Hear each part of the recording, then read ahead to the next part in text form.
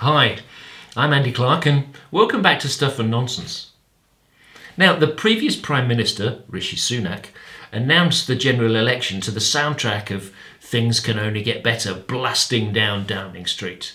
But he did it soaked by rain, so what stuck with everyone was Things Can Only Get Wetter. He spoke to reporters outside the Titanic exhibition. Spoiler alert, it sank. And on the flight back, was photographed under an exit sign. But even with all of Rishi's mishaps, Labour couldn't take victory for granted. But sadly, their website design sucked.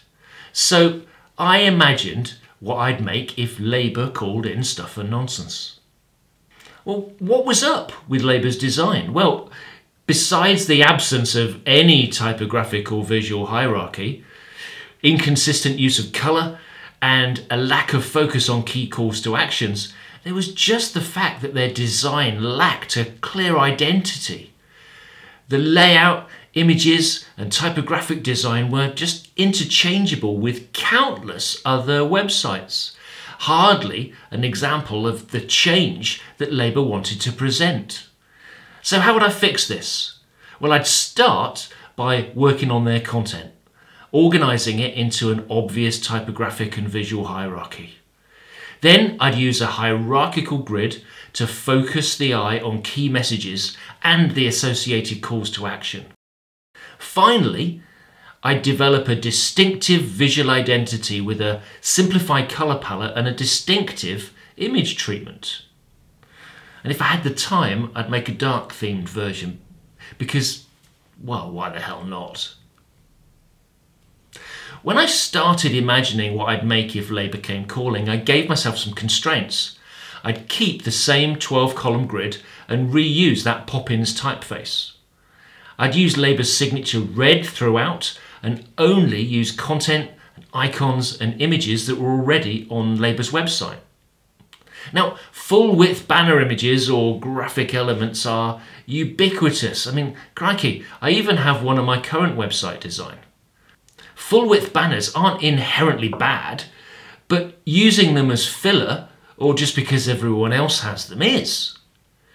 I decided to replace the stereotypical picture of Keir Starmer cuddling a baby with a stylised monochrome portrait of the Labour leader. I set this against a half-tone background which kind of evokes the grassroots campaign materials that I used to deliver through mailboxes in my youth.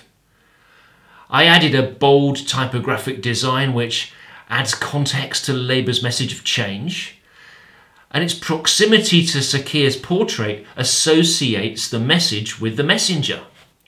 The Conservatives have been attacking Labour for having no plan, so I moved their 5 missions from close to the bottom of the page to up near the top. At the start of the election campaign, fundraising and volunteering were vital to Labour's success.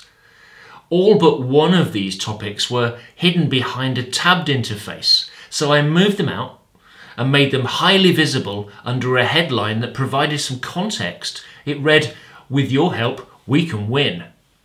Policy details matter, and design details matter too, so I added detail to quotations without introducing unnecessary visual clutter or confusion.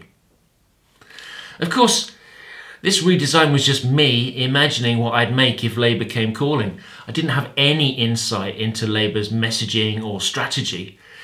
I hadn't had to consider what may or may not be possible with their CMS, and I didn't have to answer to anyone if my assumptions turned out to be wrong. Still, I enjoyed spending some time imagining, and I'm really pleased with the outcome.